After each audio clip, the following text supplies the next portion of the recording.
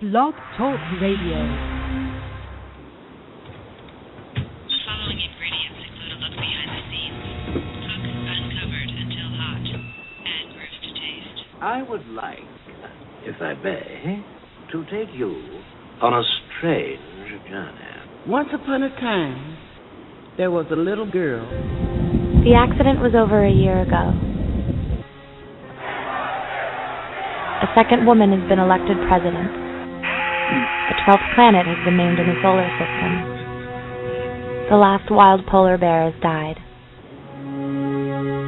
I slept through it all. I was here for my waking. He called it a beginning. He said it was good. I think he may have thought that anything I did was good. Welcome to Transition Radio with your host, Mardirossian. And your hostess, Jessica Cummings. The show for trans folks by trans folks, here to let your voice be heard.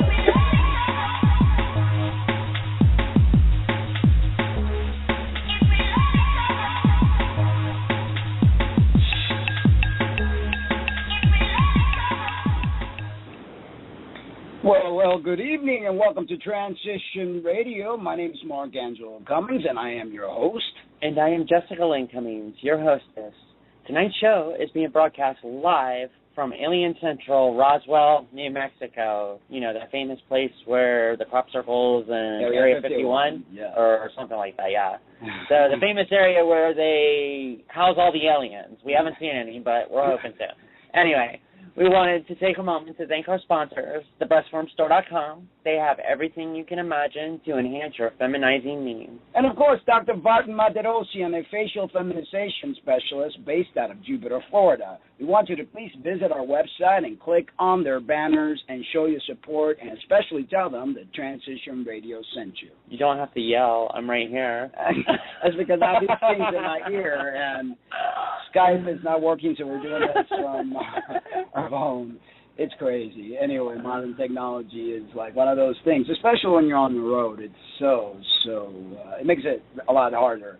Guys, if you want to call in and join us at any point in our conversation, please do by calling 646-716-6895. Or you can log into the chat room, and when you go to log in, you can log in with Facebook, and basically you got to go back. Once it says you're logged in, then you have to hit the refresh button on your browser, and it should bring you in under your name in the chat room.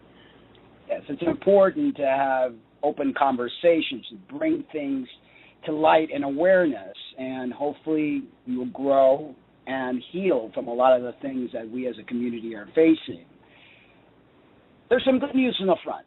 It looks like we're gaining some leeway in the medical front. And the U.S. Department of Health and Human Services announced that Medicare blanket exclusion on gender-conforming surgeries is to be removed, declaring that decades-old policy runs contrary to contemporary scientific and medical standards of care. In a joint statement from the American Civil Liberties Union, the National Center for Lesbian Rights and Gay and Lesbian Advocates and Defenders, heralding the news, the organization's right, this decision removes a threshold barrier to coverage for medical care for transgender people under Medicare. It is consistent with the consensus of the medical and scientific community that access to gender transition-related care is medically necessary for many people with gender dysphoria.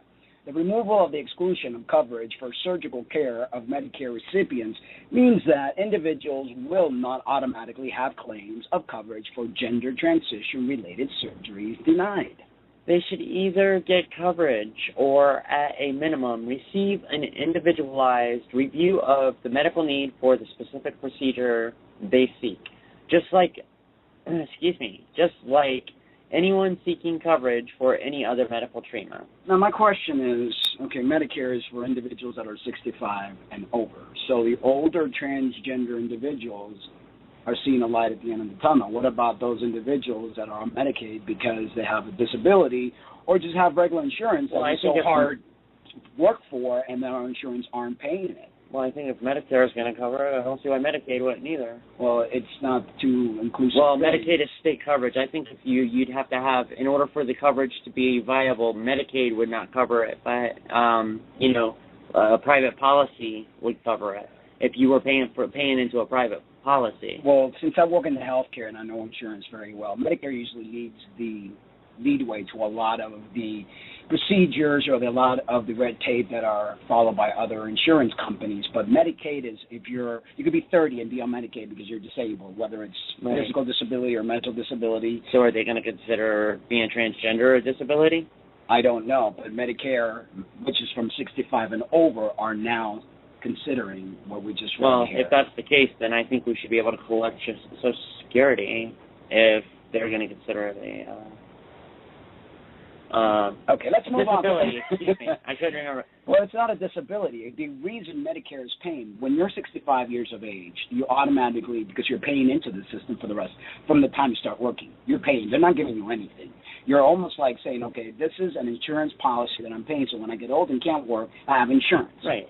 So Medicare is for individuals that are 65 and over. That's their insurance plan that you've paid throughout your entire life. Right. So Medicaid, we have to wait until we're 65 to be able to get the surgery. That's what I just finished saying. Right. Okay. I'm just trying to clarify here. Okay. But anyway, the older folks that are transgender are standing more of a chance of the young ones that may not have insurance or may be on some sort of disability.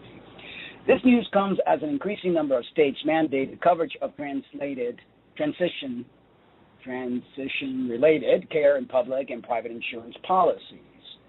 Trans individuals spend so much time focusing on their outside, they forget to work on their inside.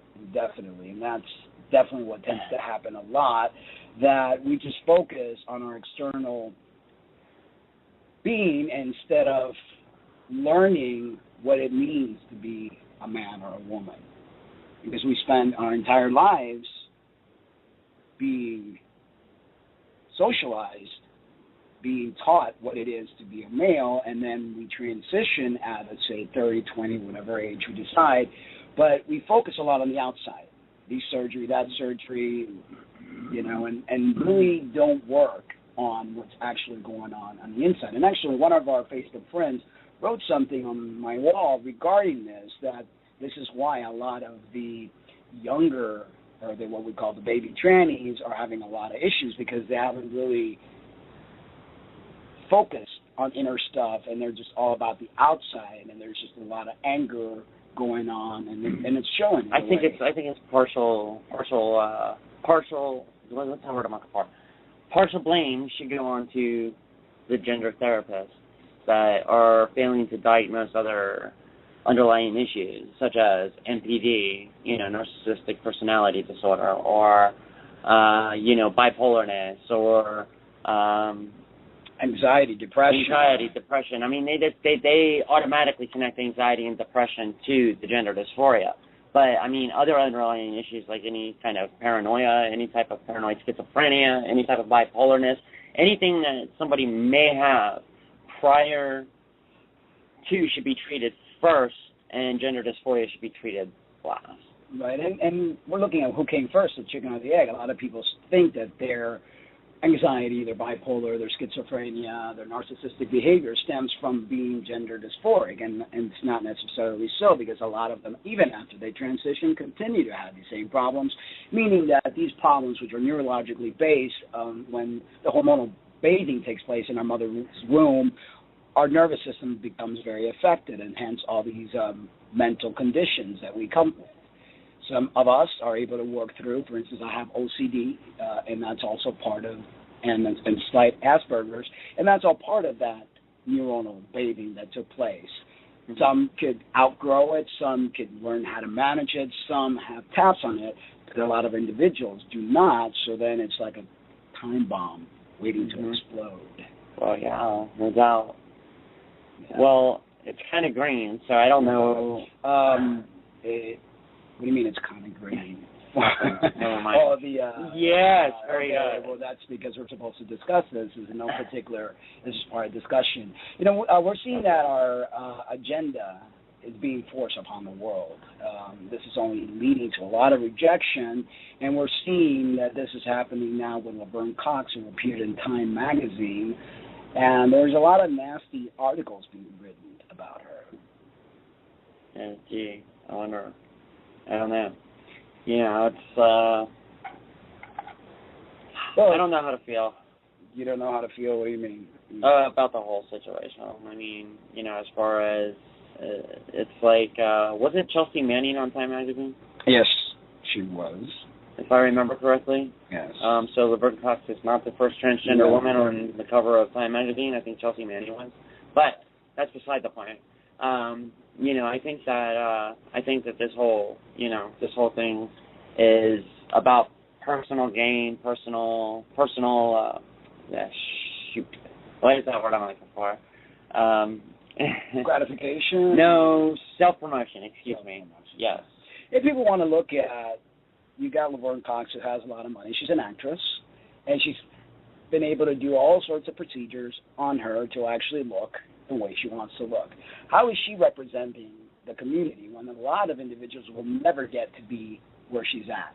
Is she actually taking some of her money and putting it in to help individuals who need surgery? Is she actually taking that money that she's making to help the whole transgender movement, or is she just a poster child in the back going, yeah, we should do this, yeah, and basically benefiting from it because she's appearing everywhere making money, is an actress who makes a decent living compared to most transgender individuals who are starving, have no housing, have no insurance, don't even know if they have food to eat.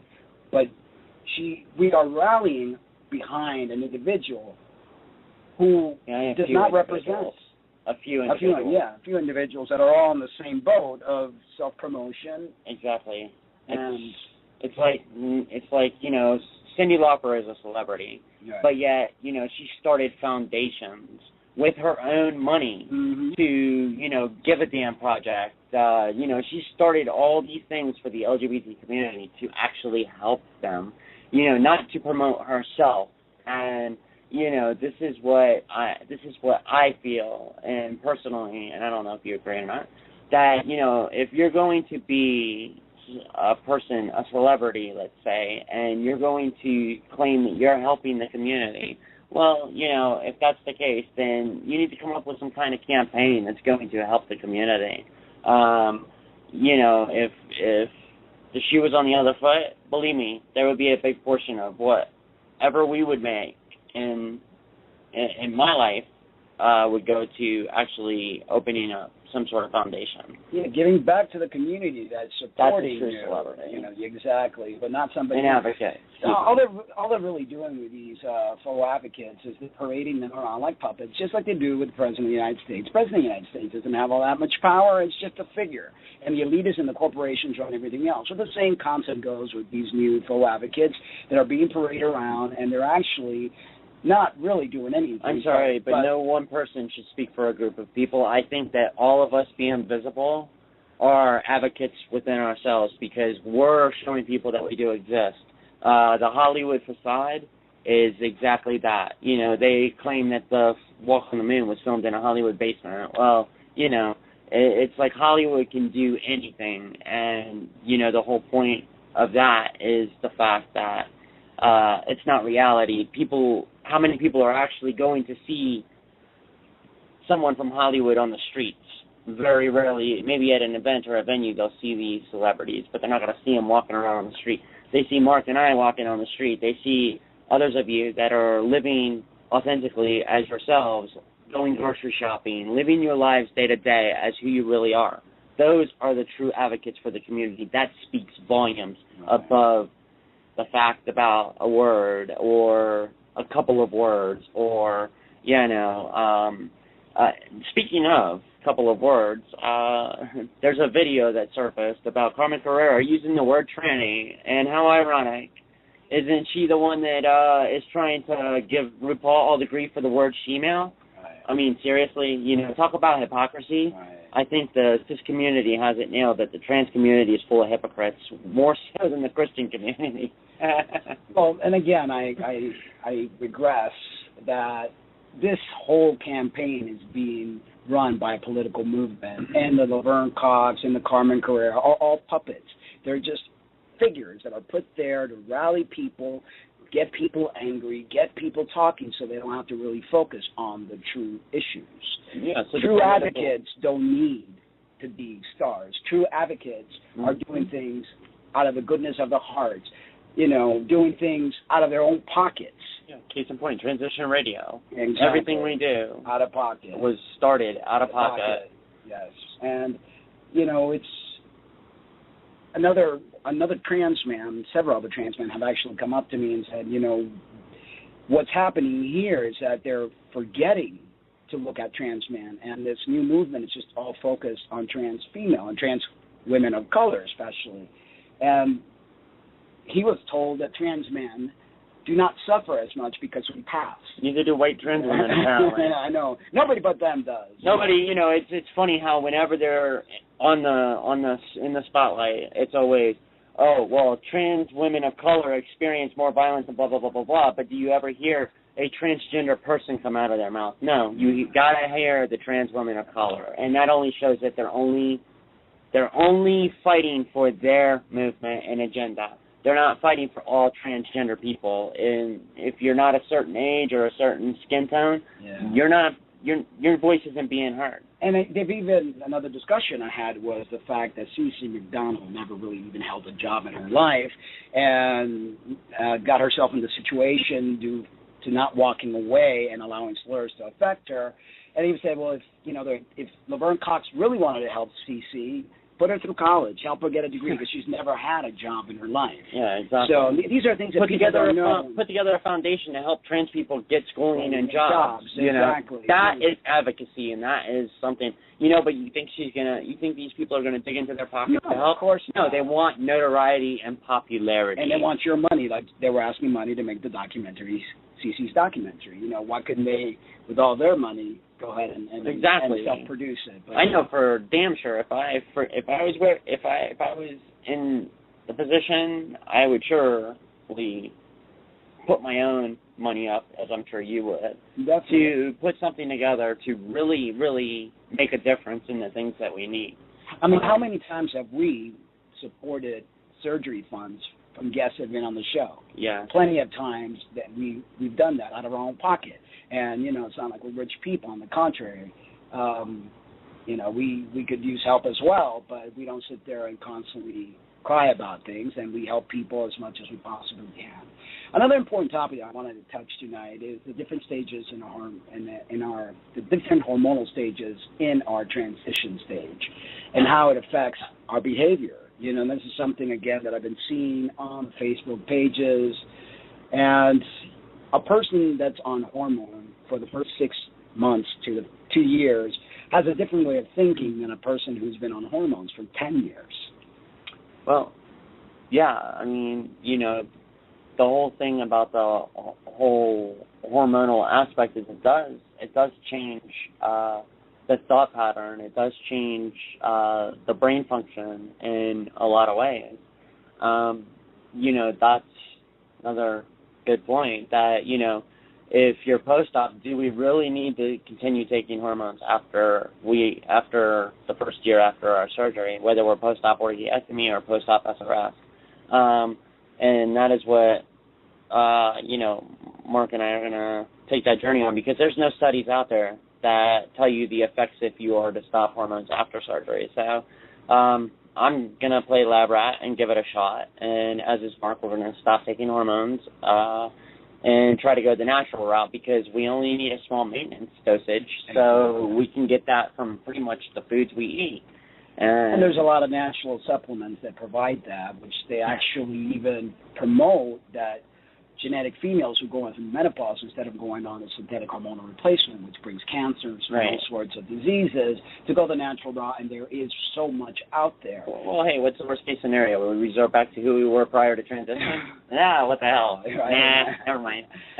Anyway, but yes, it's people don't realize that here you are taking this dose of hormone, which changes your physical appearance pretty rapidly and changes your thought process, but are you ready for those thought processes? So then you have this, it's almost like a battle within you, and this battle within you clearly shows on the outside how a lot of people get very angered very quickly, how people can't even have a decent debate without name-calling each other. These are all due to hormones. Well, the effects of it. Take into example that, most studies say for HRT that is given to premenopausal women or menopausal women, that it's a short-lived regimen.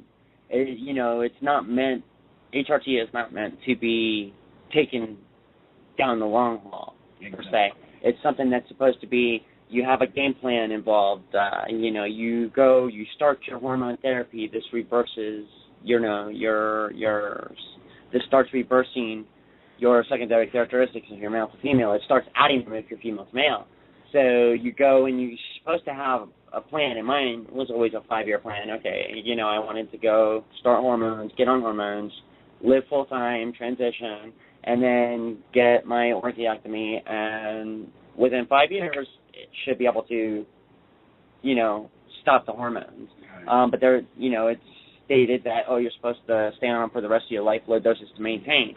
Well, there's other ways to go about it instead of the synthetic stuff, so. Yeah, one of the claim is osteoporosis. Well, as a medical professional, I can tell you that you can prevent osteoporosis by working out with weights, because that's what you need. You need constant, providing your bones with constant, I can't even think of the word now. Repetition? No, not so much repetition, but some sort of maintenance of sorts, because as you age, your body stops producing bone cells. When you work out, your body starts reproducing these bone cells. So working out, eating healthy, staying away from chemically filled stuff, because you're on hormones that are really pretty deadly because they're synthetic, and you're starting to add all these other chemicals, where you're looking for a catastrophe to happen, cancer and all sorts of different things. As transgender individuals, we don't look at this. We just think of the instant gratification. This is what I want. But trust me, as you get older, and I've worked with the elderly, dying is easy. We could just die, okay? And we've seen a lot of trans men and women die because of hormones. But being alive, we don't know that's debilitating exactly disease. the point, because there's not enough long-term study about it. But more than likely, that's the cause. Of course. Because there has been a lot of trans men recently and trans women recently passing away in their early to mid-50s, and that's kind of young to be passing away. Exactly, but you realize people don't know what hormones are. Hormones are chemicals that activate certain receptors in your body. You take more than your body requires, or you take something synthetic, your body's going to respond by creating unnatural cells. What is unnatural cells? Cancer. Mm-hmm. I mean, that's just the beauty of the beast, or whatever we want to call it. But, I've stopped a couple of times. I listen to my body. I feel it's time to take a break, and then I resumed again. This time around, I'm going to stop, and I'm just going to take something natural just to prevent osteoporosis, and because you really only need a very small amount, especially because we don't have the gonads anymore. Well, see, for women, for trans girls, male to female, the perfect natural resource for estrogen is soy. If you've already had your orchiectomy, your body's no longer going to produce abundant amounts of testosterone. It's going to produce small amounts, just enough as what a NATO female would be producing naturally through the adrenal and thyroid glands, etc. Same thing with the FTMs. I'm not sure what foods you would find or what kind of natural testosterone inhibitors you could find. There's a lot of stuff out there for trans men that a lot of the GNC sell. There's also a lot of herbal things that will actually activate. Working out is one of the things for trans men that actually the body provides, because even females have natural testosterone occurring in them. So, like you said, the adrenal gland, the pituitary gland. The pituitary gland, the thyroid. Yeah, and but it's like no one's ever talked about these things. The doctors prescribe you. They tell you. There's never been any studies on taking trans people off of hormones after surgery and trying to go the natural approach, because they don't want that. And of course not. They have found a way to make money on this off of all of us, and they're going to do it. We're the next Hormones, surgeries. So, and a lot of individuals, these hormones are really affecting the brain. Another study that a friend of mine was looking at, that estrogen causes dementia in trans women. They're not sure about that because I did some research on that as well. That it's actually supposed to prevent dementia. No, it actually, they they're not 100% sure. And he's done the research. Okay, but they're not 100% sure. I've done research too from many medical journals. I understand. No, but there is a major probability of,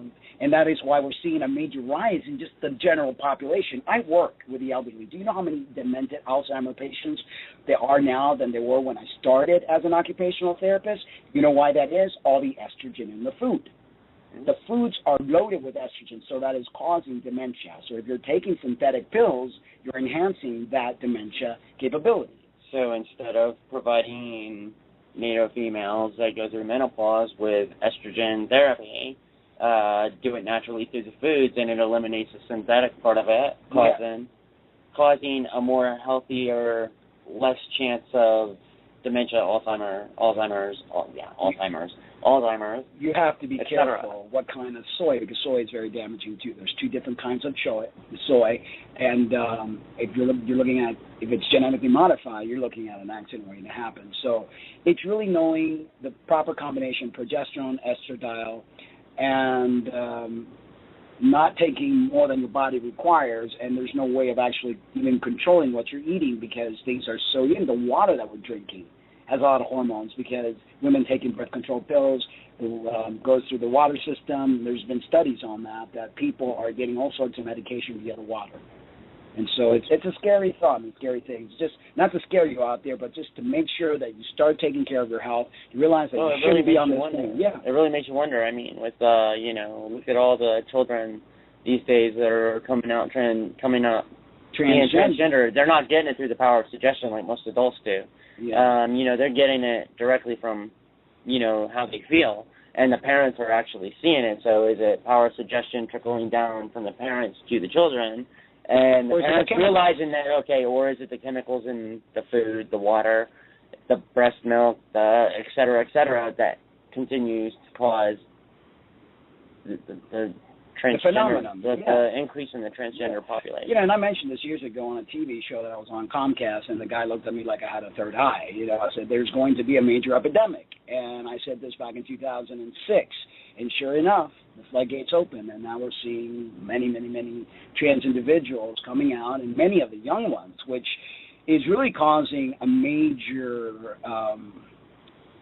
what's the word I'm looking for? People worried about controversy because of the blockers and everything like that, which, I can see to a point, but, we need to stop arguing about little things and start really looking into the bigger things that are taking place. We need to find some sort of unity. And actually, I want to talk real quick about our Learn to Cope project that we're just starting. We want to create a mentor and individual hookup, individuals that have problems coping, so that those of us that have been transitioning for many years could help those that haven't and make your transition a lot easier. So visit our blogspot at learntocope.blogspot.com and check it out. And again, if you want to be a mentor, please go ahead and fill out the form there. And if you need help, fill out the form and say you want to receive the help. As a community, we really need to start uniting. And one of the things that's lacking that is lack of self-acceptance.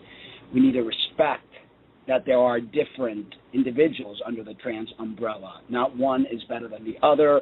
And realize you've started once as a cross-dresser possibly, so why should you make fun of the cross-dresser? Yeah. Exactly. Everybody, we have all been in a position where we started somewhere, cross-dressing, drag queen, transvestite, whatever you want to. That's the only reason why the word tranny is so offensive to a lot of trans women, is because of the simple fact that it implies transvestism, cross-dresser, and drag queen. So, I think it's kind of absurd to be to say it's a derogatory word that actually describes who you may have used to be. Because everybody has cross-dressed. I love it when the girls try to say, I've never cross-dressed. Okay, so then you never had the feelings of being a girl, and you never experimented and tried seeing what it's like to be a woman before you decided to take pills and transition. Yeah. Exactly. There's a lot of hypocrisy in our community, and you know, we need to heal. We need to move forward. We need to forget our differences and unite, because that's the only way a movement actually takes place, is all the members uniting, respecting and understanding our differences, but not making those differences a handicap. On the contrary, supporting one another, and that is the only way. And we need to stop, you know, being Google Gaga over these stars that are supposedly advocates, and really they are not advocates. They're there for their own personal gain and self-promotion. Well, guys, we are on the road, and we will be visiting different states on our journey. If you are interested in having us perform our music, provide your place of work, school, or organization with sensible and no-drama sensitivity training and education regarding trans issues, please contact us at transitionradioshow@gmail.com. We would love to assist. I even have PowerPoint presentations, and it's all about education and learning and being yourself, going out there, being visible. You are the true advocates, not all the fraud advocates out there who are hungry for limelight. No, you, every single one of you out there are the advocates. Be happy. Be true to yourselves. Don't worry what other people think. Exactly. And if you're out there living your life authentically, you're going to inspire. It's a domino effect. You're going to inspire another person to do the exact same that is struggling and fighting with it. So you're actually going to help somebody. So the real advocacy comes from those that are visible on a regular basis, living their lives and telling their stories through blogs, vlogs, etc. Those are your real advocates. The advocates that get paid to be in front of a camera are not advocating for anybody but themselves. You've had all the surgeries in the world and look so great. I mean, they are not true advocates. I mean, they're just puppets. And, you know, nothing against them. They're trying, they're doing whatever, and they're making money out of it. Good for them. But don't think of them as your God. And don't think that everything they say is gospel, because it is not. And don't think that they speak for you, because they do not. You have your own voice. Stand up and share your voice with the world, and stop following behind others' voices. And use the show that we provide for you to let your voice be heard. Call us. Let us know what you're thinking. Let us know what you're feeling. Communicate, because that is important. Communication is key to everything. Not getting angry over little things and badgering people because you don't agree with them. Communicate. And that's part of community. And it's important. So yes. Unity is a big part of community. If you take out the unity, what do you got? A commune. Nothing. Nothing. We are enjoying. This is amazing, the weather here in Roswell. Yeah, it is. It's supposed to be 108 degrees tomorrow, but it's not like your humid hot, so I don't foresee being so terrible. I love the sunny sky. Could have fooled me. It just feels like a windy oven. Windy oven. Well, but we don't sweat, which is the difference. Because we have the air conditioner on. No, but even outside we don't sweat because it's not humid. Texas is pretty humid, and Georgia, Florida is horrifically humid. Yep. But I love the Southwest, and I'm looking forward to going to Silver City, New Mexico. I lived there for quite a while, enjoyed it. I'm looking forward to seeing Jessica enjoy a totally different environment. It's an amazing place. Anyway, this Thursday we have Michael Silver. He is the man of love. Matthew Silver. Okay. Matthew Silver. He is he's a clown at heart. He does all these funny things out on the street, trying to show love through laughter and letting people break down their what's the word I'm looking for? I can't think of words. Their barriers, or that whole concept that we're supposed to be serious all the time and only worry about serious things. And case in point, he's not a celebrity, but he's out there, he's visible, and he's doing his thing, and people are seeing this, and more people are realizing, hey, he's got a point. Yes, he does. And he's not trans. He's not trans. He's cis. Yeah. He's genetic. I hate that word. Genetic, cis, whatever. Jesus. You know, I'm so tired of the word police. It's like. But cis ridiculous. Is not even a word. Whatever. No, I hate when people use that. Cis. Even genetic people hate that word. No, I know. Okay, so whatever. NATO, genetic, naturally born. What else? Let's see. What other politically correct terms are there? It's going to be an amazing show, so you don't want to miss that, 7 p.m. Eastern Standard Time this Thursday. Anyway, we rambled enough. Thank you so much for listening. We want to tell you a little something. We love you, but remember to always love yourselves, too. Good night.